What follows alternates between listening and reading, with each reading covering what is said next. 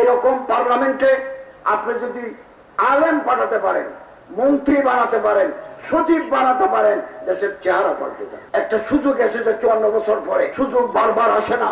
ঐক্যবদ্ধ থাকতে হবে।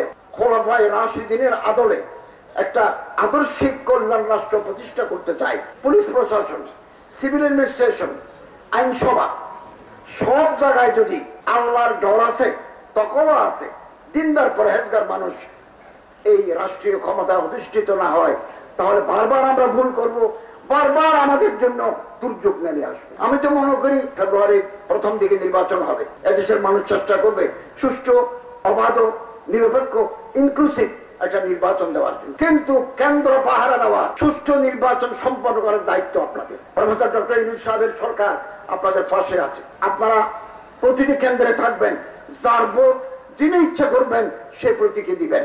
কেউ যেন ব্যালট বাক্স চিন্তা করতে না পারে, একজনের প্রাপ্ত ভোট আরেকজনের যেন নিয়ে পালিয়ে যেতে না পারে। গভর্নমেন্ট 100% সতর্ক থাকবে, তার ল এনফোর্সমেন্ট এজেন্সি দিয়ে আপনাদের পাশে থাকতে হবে। যারা আসবেন সুষ্ঠু নির্বাচনের মাধ্যমে, আমরা আশা করব তারা আমাদের অসমাপ্ত কাজগুলো সমাপ্ত করবেন এবং জনগণের আশা আকাঙ্ক্ষা তারা পূরণ করবেন। কিছু অসুবিধা তো থাকেই, সবসময় থাকে। আমাকে কেউ গুরুত্ব দিল না, তাতে কিছু আসে যায় না। আমি সমাজে এমন অবদান রাখবো, গুরুত্ব দিতে তারা বাধ্য হবে। এইরকম পার্লামেন্টে আপনি যদি আলেম পাঠাতে পারেন, মন্ত্রী বানাতে পারেন, সচিব বানাতে পারেন, দেশের চেহারা পাল্টে যায়। এটা হতে পারে ফেব্রুয়ারি, হতে পারে আরো পরে, হতে পারে 2030, 2050। সাহস হারালে চলবে না, সাহসের উপর ভোট দিয়ে আমাদের এগিয়ে যেতে হবে।